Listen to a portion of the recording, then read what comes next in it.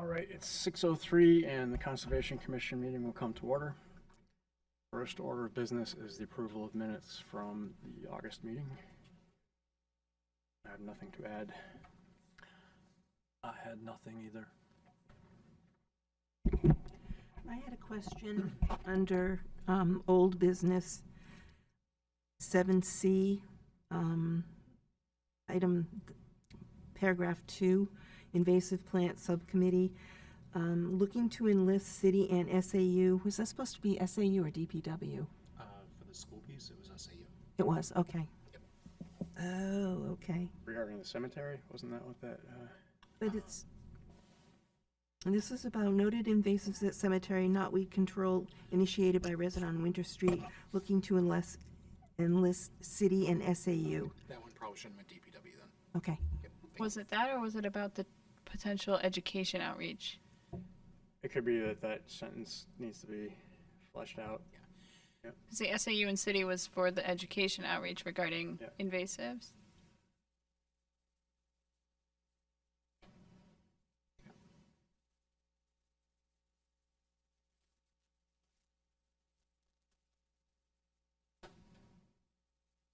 Kevin? No, I have no comments. Is there a motion? I would motion to accept the minutes with minor revisions on those 2 points. Okay, there's a motion. Is there a second? Second. All in favor? Aye. Aye. Minutes are approved. Next order of business is public comment. We have no one here. Conditional use permits, we don't have any as far as I know. Item 4, new business. Any new business to come before the commission? I have a letter from the DOT regarding culvert replacement at, let's see, it's application NHB 240089. I can repeat that if you want. It's NHB 24-0089.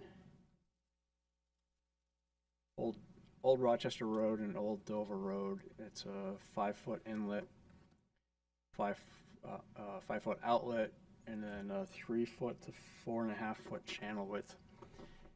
The fieldstone had collapsed, and they were initially going to just replace the fieldstone. Now they're replacing the whole culvert. I have the letter here. We're just copied on it. We don't need to act on it. It was also sent to Amber Hall, the city engineer, and it looks straightforward to me. There are no sensitive species found there. So fishing game is also in the loop. But if you want to see it, I would like to see it just to be able to track it back to the culvert assessment. Yeah. To see where we kind of landed on it. There was a couple that were of concern. Can I take this, or? yeah, you can have it. Okay, all right. Great, thank you.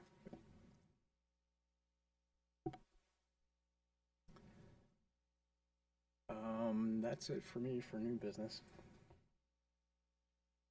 You have anything? Okay. Old business, easement monitoring. I sent out a revised schedule, and I realized that some of the dates may have slipped, and I apologize for my part in that. I added David to the cells where Jeremy Degler was indicated. You know, if at this point you need to reschedule or move things around, just feel free to do so and let me know if you have any trouble with it. As long as this stuff gets done.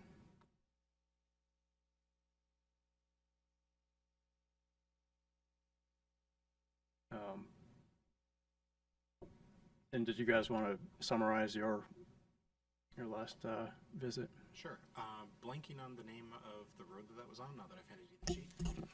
Winslow Drive, Cameron Farms. Thank you very much. Yep, Winslow Drive, Cameron Farms. Dale and I took a look at this a few weeks ago and found it in remarkably good shape.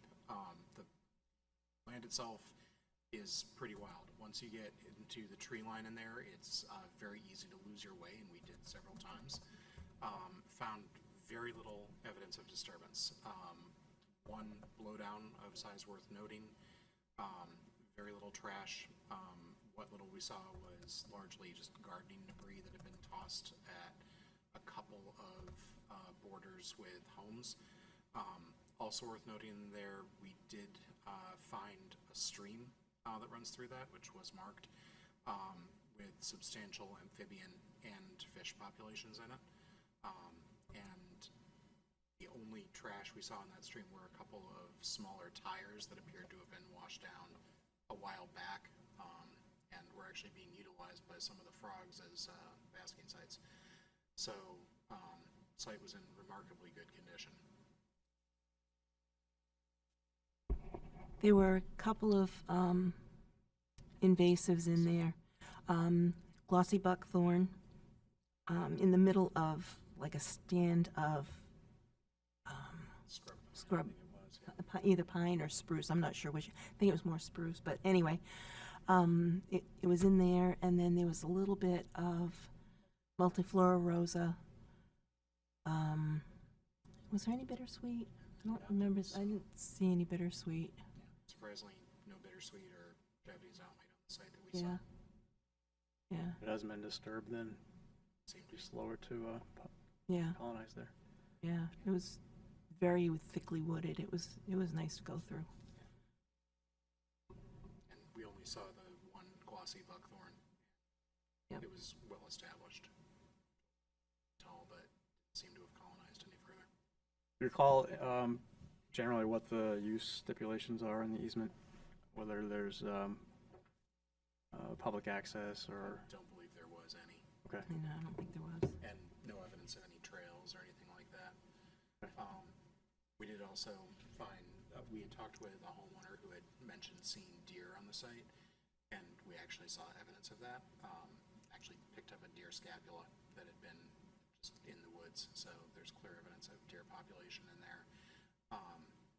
In it, we saw a fox den, what was probably a fox den, some animal of that size, a lot of chipmunk holes, heard birds as we were going through, so it's hosting a good-sized native population too. Great. Thank you. I need to get with you regarding what I'm missing for historical documentation for the easements, as well as some of the deeds. I thought I had everything. Maybe I had it in paper copy or something, but do you have it electronically or? I can send you again what all the stuff I have for documents for easements. Okay. I have it all easily accessible. All right. The Cameron Farms one too, it says that there's no public access and that they have no right to the access the easement on the property and remain private property to the grantor, successors, or signs. So be limited for that. And is it posted? No, no signs whatsoever. Maybe we should follow up with the owner. Talk about that. That could be a little bit interesting. It seems like it's owned by the HOA. It is owned by the HOA now, I think. Yeah, the one homeowner that we saw on site and who was kind enough to grant us access through his backyard had no idea who the HOA president was or anything about it. Kind of ties our hands, I guess. Can't just post ourselves, can we? Probably not. Like conservation easement signs, are you thinking? Trespass. There's no public access. The HOA, they residents may have access to it though, likely. I would anticipate still that they have rights through their deed. But I think it's like general public. Easement or conservation subdivision. Yes. Okay. Yeah, because they are conservation. Yeah, the homeowners association is the property owner, but it is correct that we don't have any, which is kind of the trouble sometimes with the homeowners associations, is that we don't always keep track of the contacts. The newer ones we're trying to keep on top of that, but That's harder why I with the said older in stuff. Preserve Somersworth that we need to update the conservation subdivisions.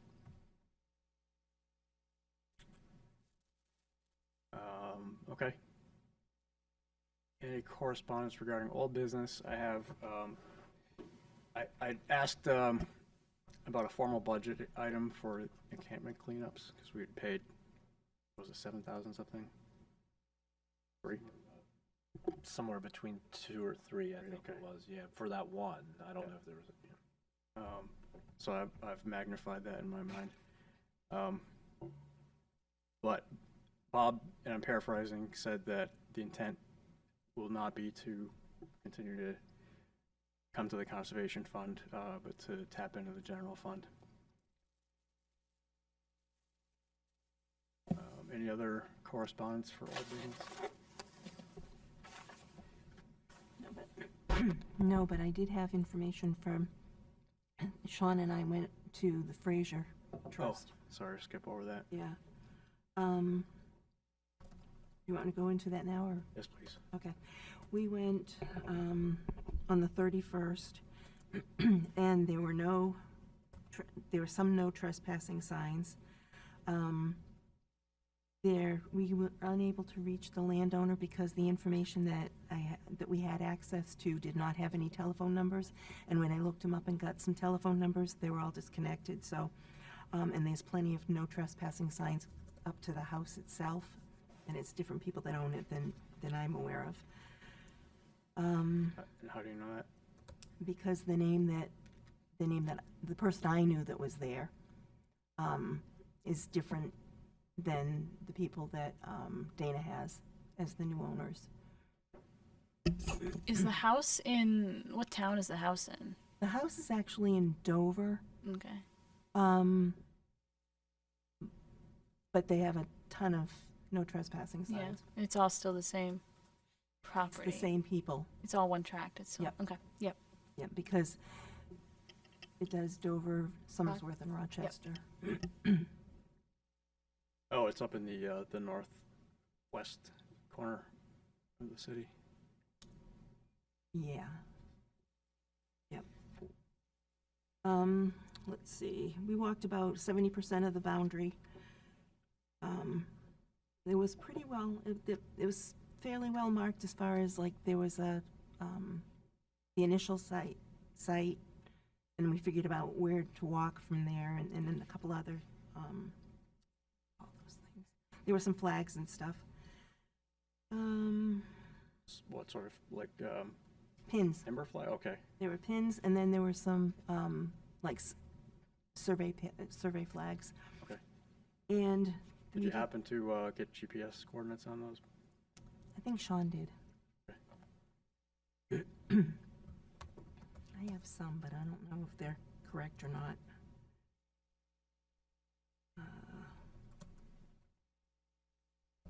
Let's see.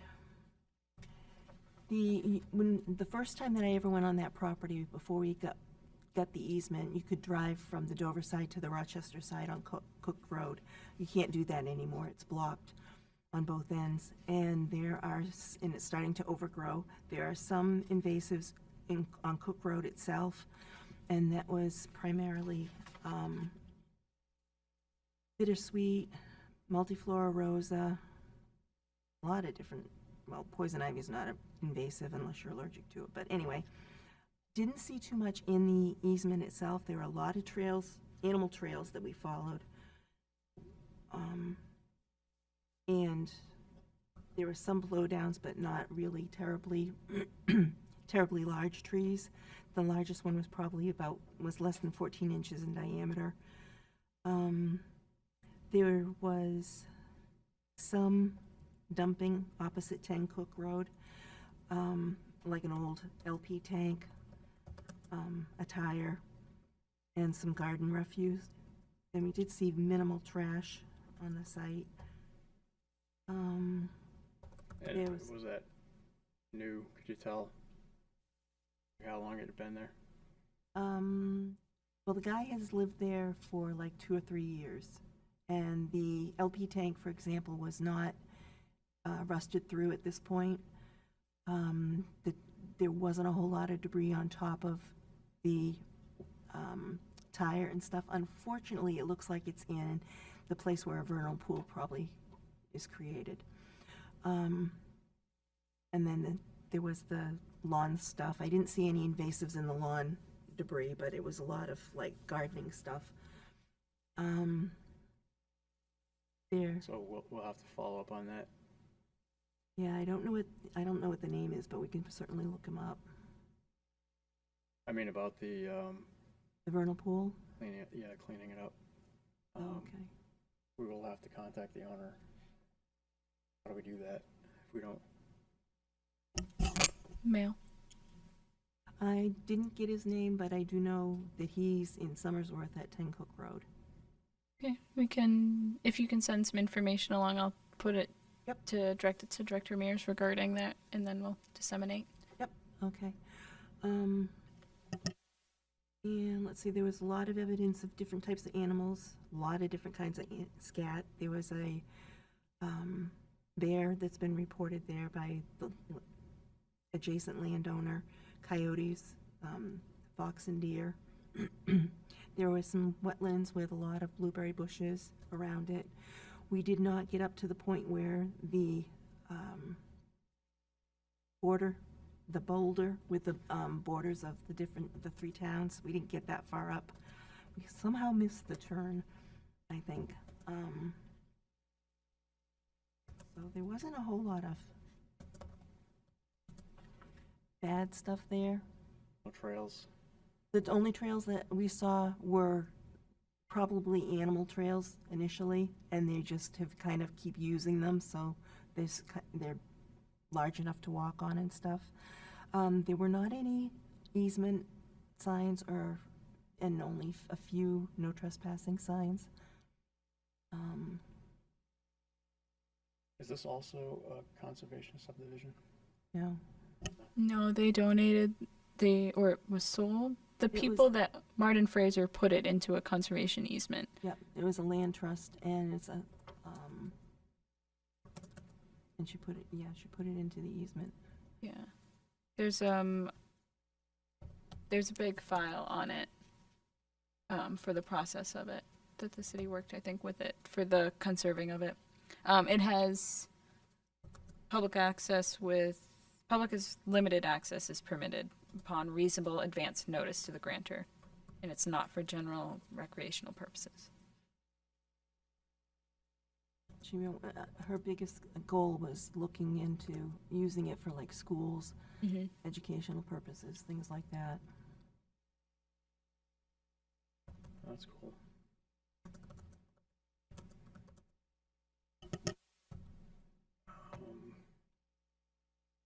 All right, so yeah, if you can let me know about whether they get back to you, and I guess we would work with Public Works on that if there's an LP tank, or don't need Servpro for something like that, do we? Not that I'm aware, but we'll find out.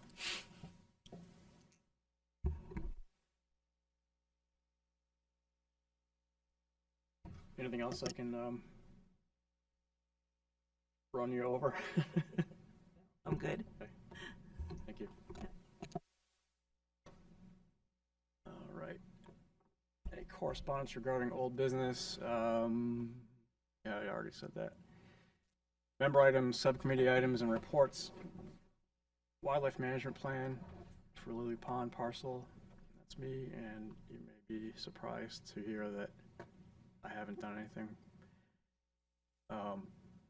Item 2, invasives plan subcommittee report. Dale Smith Kenyon. Just as noted in the easement monitoring.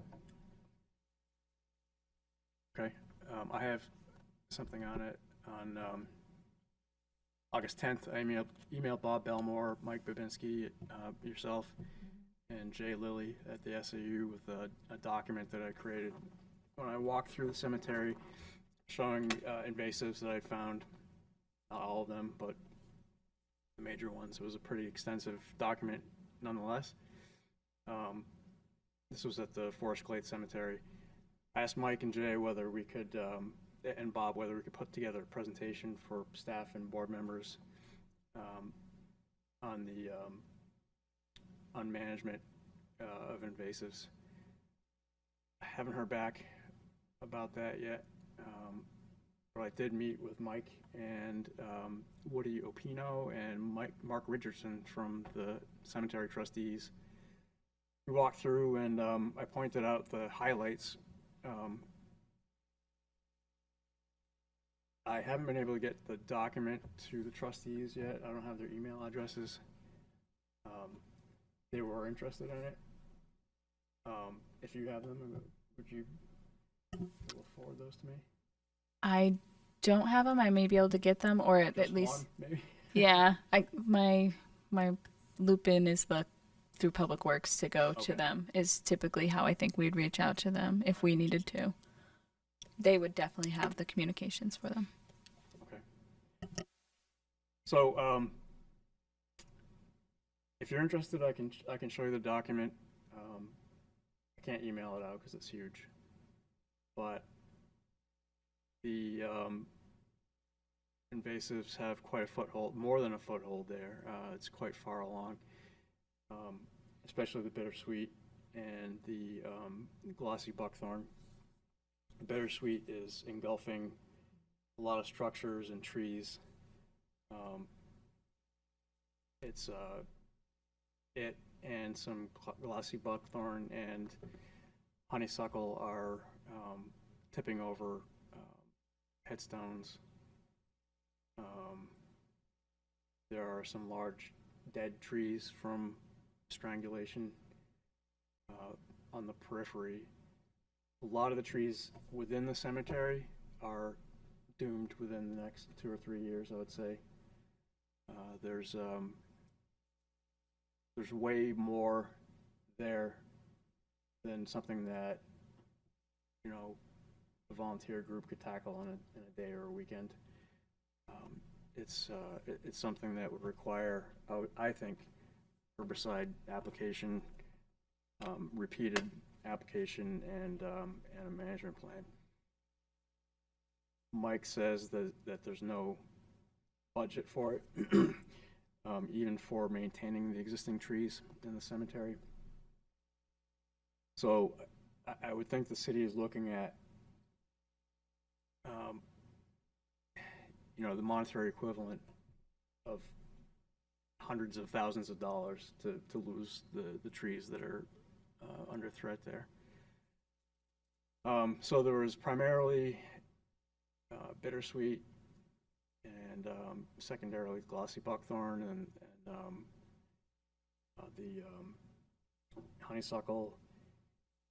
A little bit, I found a little bit of barberry, and there's a native species of pipevine which was planted as a decoration around one of the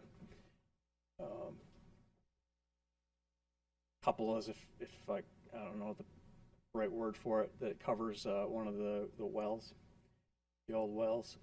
It was planted around that. I don't know if you've walked through the cemetery, but it's got the really big, wide leaves. It's pretty, but it's escaped from there, and it has choked off probably, I don't know, 3 to 5 trees. So again, it's native, but it's probably going where we as a city don't want it to go.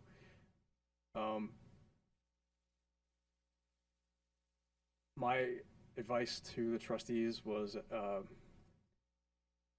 look into grants and as a stopgap to start to get on top of the bittersweet, to prevent its spread by cutting it at the bases of the vines. I think I found some knotweed there as well. Not positive about that.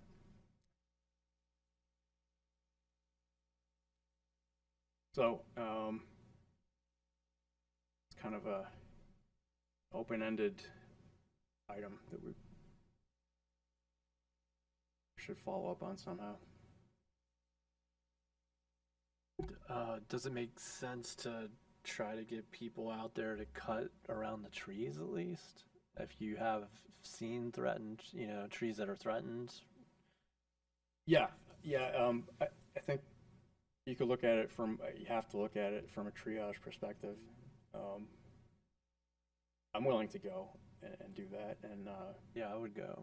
and Mark and Woody were amenable to it, and they had actually asked for our help. I don't know whether we need to hear from them formally on that first. Probably. I can ask Mike.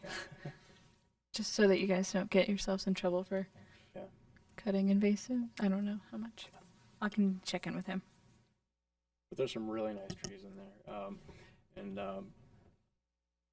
unfortunately, the nicer trees and the headstones and the structures are the places that the buckthorn is taking hold the best, and where the bittersweet is taking hold. Probably because the birds are landing there and dropping the seeds. So there's some nice, really nice cedars and maples and oaks. Yeah. Do you know the best time to cut that stuff? I mean, I know You it's can going to cut be it any repeated. I time. know it's going to be repeated, but like, should we cut it in the fall and then wait a couple weeks in the spring after it leaves out and hit it again and just? Oh, as far as best bang for the buck, I don't know. I would say probably the most damage will be done after it, leaves Yeah. out. But I don't know that that's gonna be enough of a boon to. Oh yeah, I mean it'll be a continual cycle of hitting those, but okay. Yeah. You want to hit them before they start to set their seeds, which are the red with a yellow Okay. kernel, for want of a better word, that holds them in place. So you want to do it before that. When we moved into our house, we had a bittersweet hedge out front, and we're still fighting that stuff. And it's easy to do basically any time of the year, but before it sets its seeds. Yeah, well, you definitely don't want to move it if it's good seeds. I think if you leave it there, I'm not sure whether there would be any adverse impact of cutting it and leaving it. It might actually be more beneficial in that the plant has put out energy into producing the seeds. I don't think there is, we've cut some stuff that we can't really get to when it's kind of climbed up the trees, and they do die as long as you just kind of keep cutting the base all the time. Yeah. I think as the tree that it's on grows, it might still get strangled, but, over time, those pieces of bittersweet are going to get brittle and break anyway. So that might not be as much of an issue. Yeah, and I think the seed set's an important component, but more like localized, so if we cut and kept everything on site, I mean, it was going to seed anyways. It's not perfect, but we could still knock it back a little bit and then not move it. When I deal with it at my house, I drag out everything into the driveway to dry it out, or I burn it. And maybe one of those is an option there too, if there's.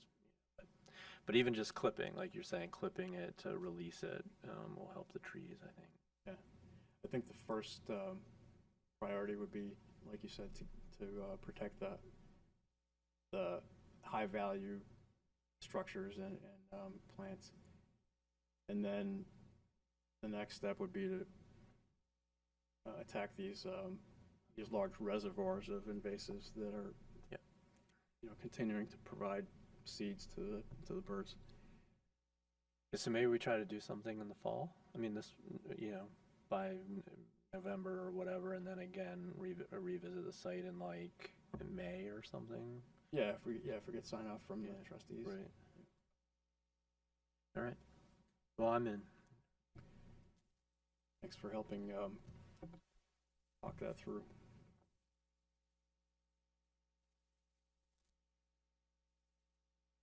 I still am interested in getting a presentation. So if you stumble on anyone who might have fertile ground to pick that one up, please let me know. And Will do. Are you talking like a formal presentation or to go out in the field? a formal presentation. No. Maybe a field visit would be better. Like there with the group of, and do a field day. It might be, yeah. So there are two things to talk about, right? There's the identification and then the management. I was thinking the management would be something that would be better for maybe a in-house, but probably could pull it off in the field. Yeah. was Yeah, and then, thinking with the- depending on, what level of management is if we're talking about going down not the Conservation Commission, but the city doing pesticide treatments or something like that, we'd probably get somebody from Extension or something. Right, that's what I was thinking, yeah, or forester. I know that for me, when I'm out on tours like that, I get a lot more, hands-on in the field than sitting in a classroom. Yep. So, As long as we could provide, background documents. yeah.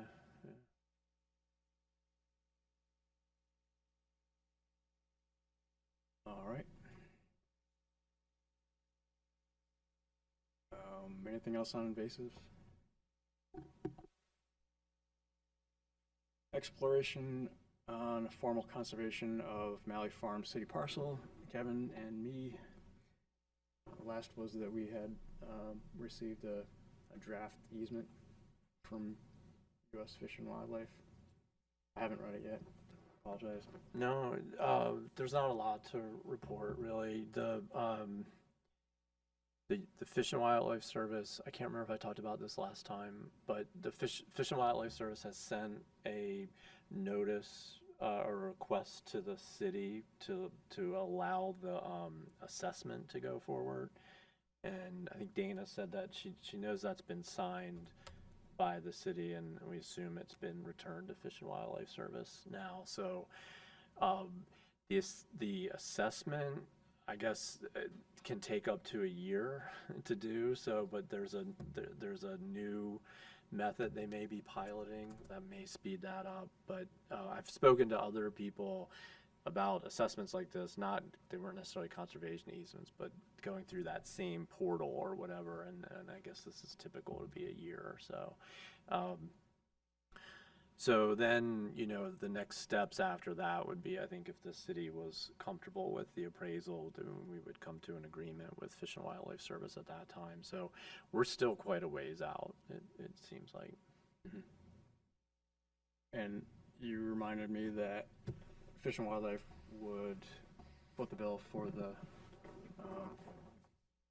transfer. That was my takeaway from the field day, and then there also became the conversation about Fish and Wildlife Service paying for the easement so that some money would come back to the city. Now, whether that money would be earmarked for I don't know how all that would work at the city level, but ideally, right, that money would go into trails or management, yeah. So we would have to pay it up front and then get reimbursed through the grant or whatever. No, these are separate things if I'm following what you're asking. So the appraisal. Yeah, I'm good with the appraisal part. Yeah, okay. So what was your question then? Paying for the write-up of the easement and the legal hoops. I don't think so. They're not. I don't think that Somersworth would be paying. Oh, okay. Yeah, no, so that on that tour there was a couple different group conversations because it was a fairly big group, and I think Michelle and Julia ended up talking about some of this, so I wasn't part of that conversation. But from my understanding now is, if we come into an agreement with Fish and Wildlife Service, their funds cover, like the deed transfer, all of that stuff. But then in addition, they would be paying potentially, and Dana, correct me if I'm wrong here, because it still feels like this wouldn't be right, but I'm new to all of this, that they would potentially be paying Somersworth to buy the conservation easement. I believe so, but I also feel a bit wishy-washy with right? you. It doesn't feel right. Like, it would be good to get a budget structure of what, like, which way funds are going, if possible. Because see, so this came up because there was a letter, there was a question from Fish and Wildlife Service of if the assessment, the property value assessment, whatever, came in low, would the city still be interested in going forward with an easement? And to me, I thought, well, what is, what would that matter? But then so I asked that question, and that's where we've got this bit of information that they would maybe then be buying the easement based on the value of the property. Okay. And I don't, is that something that has happened like with NRCS or anything in the past with easements? So NRCS did pay with the Sunningdale situation, the developer was paid a certain amount of money for that easement. And now those are only allowed to be with private property owners, but then the private property owner then transferred it to the city. So it is I can hear the echo. They do purchase them for those types of situations in that instance. Did NRCS directly pay the owner? Yeah, there's a warranty deed or some sort of deed that we have. It's between like Falzone and the USA, which I find amusing. I mean, so it's a little concerning because I feel like this is kind of where we started when we were a little bit worried about Fish and Wildlife Service purchasing the property. I know this is different. I mean, the city would still maintain Cool, man. the property, but you know what I mean? Like now I'm wondering, like, okay, do we, some of those conversations we were worried about before, we may have to restart them. Yeah, it sounds like ideally there would be someone from Fish and Wildlife who could sit down with us, understanding that we're new to it and walking through it at both a rudimentary and dive in level. And they're definitely willing. I mean, that they were willing to do that just to go over the document they've sent. And so maybe that's the thing to do, is just to organize a sit down when we've, are comfortable with the document they sent, and then also talk through, some of this and what examples they have from other communities or whatever. But I mean, I still think we're in a good place. It was just, again, is this going to be viewed as a transfer of land from the city to the feds? But it's not that. So Yeah, if we could get not a flow chart, but a list of actions and dependencies, and responsibilities, both whether it's paperwork or financial. I think that'd be great. Sort of a roadmap. Yep. Yeah, I think we were moving pretty good, and then it's just we're at that long step, I think. So, but yeah, maybe we can knock some of this out before all of that goes, a year goes by or whatever. So I'll reach out to them and see what options have.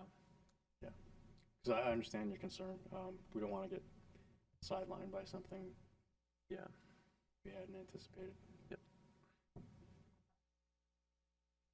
I think that's it, really. I've been out there a fair bit through the fields. There are no ticks, which is really nice, but it's amazing the amount of milkweed that's out there, and goldenrod now, and then just some really dense patches. And it's kind of nice to see, because I thought the field was in much worse condition than it is. I mean, it's still messy in areas, and a lot of invasives, but there's a lot to work with there, or more to work with there than I thought. So Yeah, that's another place that we'll need to triage for invasives. For sure. I'd like to staunch the march of the bittersweet from, you know, the drop-off area toward the field, really ramping up.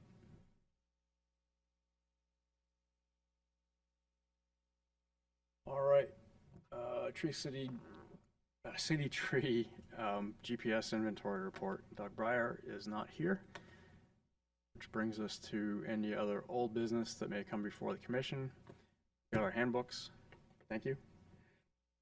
Please take a good look. There's some great information in here and a lot of stuff that we're obligated to know and follow.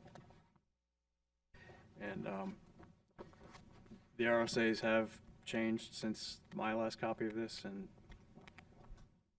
that wasn't too, I don't know, 8 years ago maybe. But thanks again. And any status on the Hilltop easement? No updates. There's been no further communication. Okay. Any other old business? I did not get the treasurer's report. My apologies. I can ask and send that out. And that would be it.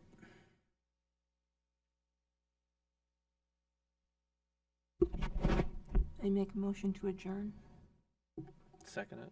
Okay, there's a motion and a second to adjourn. All in favor? Aye. Meeting is adjourned at 6:44. Thank you.